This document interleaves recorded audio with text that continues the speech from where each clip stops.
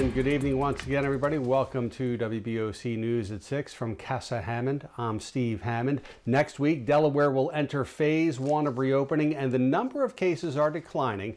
Medical professionals credit part of that to contact tracing. WBOC's Cassie Semyon explains how it's being done and why it's important to keep tracing as Delaware reopens.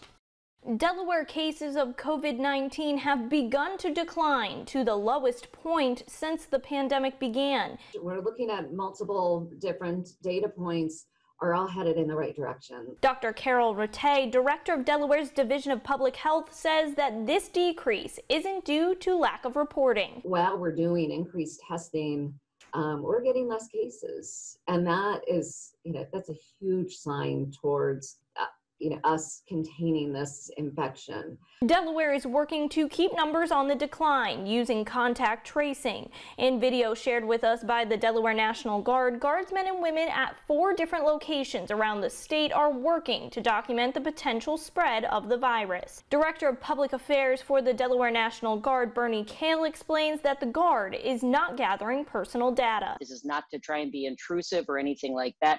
This information that we're gathering from the individual is voluntary. They don't have to give any information. While it's voluntary to provide information, choosing not to could impact decisions made at the state level. By making sure that we're tracking where this virus is going next, it helps us in our decision making, and it also will help us sort of curve this the stem of the numbers going up, and will help us to stay ahead of it, which then in turn will allow the governor to make a lot easier decisions when it comes to reopening. A phone call from the state you will want to take in the hopes of stopping the spread of COVID-19.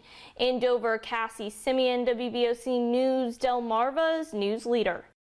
And Delaware is hiring contact tracers, and if you're interested in learning more about the positions, we have more information on our app and on our website, WBOC.com.